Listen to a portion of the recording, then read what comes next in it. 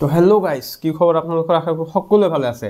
আজি মই এটা আচৰিত বস্তু পালোঁ এইখন কিতাপত, আয়ুৰ্বেদা, তাৰপিছত আপোনাৰ নেচাৰেল কেয়াৰ আৰু এখন আছে ইকিগাই বুলি। এই তিনিটা কিতাপতে মই এটা আচৰিত বস্তু পালোঁ যে এই ঠাণ্ডা ছিজনটোত অৰ্থাৎ বৰ্তমান সময়ত যদি আপোনালোকে এটা কাম কৰিব পাৰে দেন আপোনালোকৰ বহুতকেইটা প্ৰব্লেম ছল্ভ হ'ব। সেই কামটো কি? মাত্ৰ ৰাতি ঘুমোৱাৰ আগে আগে 10 মিনিট 15 মিনিট এগিলাচ গৰম পানী আমি খাব লাগিব।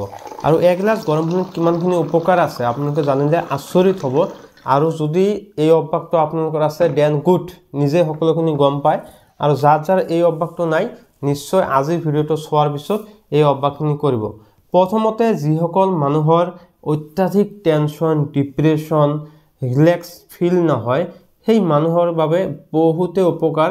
কাৰণ এগিলাচ গৰম পানীয়ে আপোনাৰ ভিতৰত এনেকুৱা কিছুমান বিক্ৰিয়া কৰিব ঘুমোৱাৰ পিছত যাৰ বাবে আপুনি শৰীৰটো ৰিলেক্স ফিল কৰিব পাৰিব, লগতে আপোনাৰ টেনশ্যন কিছু পৰিমাণে হ'লেও কমিব। তাৰপিছত 2 নম্বৰ আমাৰ ডাইজেশ্যন। আমি গোটেই দিনটোত যিমান বাহিৰৰ বেয়া বস্তু খাওঁ, কাৰণ আমি প্ৰত্যেকজন মানুহে আজিকালি বাহিৰৰ দোকানৰ চাহ, বিস্কুট, তাৰপিছত ফাষ্ট ফুড, জাংক ফুড নাখালে আমাৰ দিনটো পাৰে নহয়। গুটকা, তাৰপিছত স্মকিং, এইবিলাক সকলো ৰাতি কি কৰে, আমি যদি গৰম পানী খাওঁ আমাৰ যিটো ডাইজেশ্যন অৰ্থাৎ হজম হোৱা শক্তিটো এই গৰম পানী খালে বহুত গুণে বৃদ্ধি হয় আৰু ৰাতিপুৱা আপোনাৰ পেটটো খালী হোৱাত বহুতে সুবিধাজনক হয়।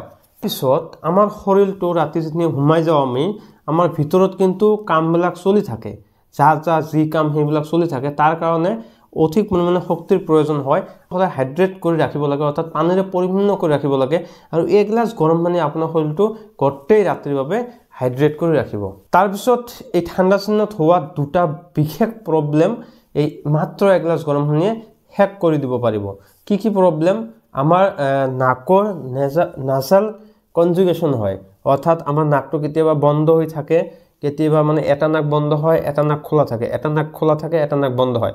তো এই প্ৰব্লেমটো কিহৰ কাৰণে হয়? আমি আজিকালি দিনত ঘূৰিলে বহুত ধূলা বালা লাগি থাকে আৰু চৰ্দি ফিল হয়, যিটো নিয়ৰ, এই নিয়ৰটো সোমাই থাকে। কিন্তু আপুনি যেতিয়া গৰম পানী খাই ফ্ৰেছ হৈ ঘুমাব তেতিয়া এই প্ৰব্লেমৰ পৰা বহুত গুণে ৰিলিফ পাব। তাৰপিছত লাষ্টটো চোৱাৰ আগত মই জাষ্ট এটা কথা কওঁ, যিসকলে মোৰ এই ভিডিঅ'টো ইউটিউব চেনেলত চাই আছা সেইসকলে যদি ছাবস্ক্ৰাইব কৰি ৰাখিব, কাৰণ এতিয়াৰ পৰা মই হেল্থ টিপছৰ ভিডিঅ'সমূহ দিবলৈ ট্ৰাই কৰিম। আৰু যিসকলে ফেচবুকত চাই আছে নিশ্চয় পেজটো ফ'ল' কৰি ৰাখিব। মই এইবিলাক হেল্থ টিপছ মোৰ লাইফৰ এক্সপিৰিয়েঞ্চৰ পৰা মই দিবলৈ ট্ৰাই কৰিম। এইখন কিতাপ আছে আৰু বহুতকেইখন কিতাপ আছে, মই এটা এটাকৈ পিছত দেখাম। এখন আয়ুৰ্বেদা বুলি কিতাপ আছে, এই কিতাপে কি কয়, যিসকলে ৰাতি ঘুমোৱাৰ আগে আগে গৰম পানী খাব পাৰে সেইসকলৰ যিটো থৰাত কফ বুলি কয়, অৰ্থাৎ ইয়াতে খুচখুচাই থাকে, সেই কাহটো কেইমাহ পিছতে একেবাৰে নাই হোৱা হৈ যাব আৰু ৰিলেক্সত ঘুম পাৰিব। তো বলক আজিৰ পৰা আমি ট্ৰাই কৰিম এগিলাচ গৰম পানী খোৱাৰ। তো থেংক ইউ, বাই বাই। আজিৰ ভিডিঅ' এইখিনি, নেক্সটত লগ পাম।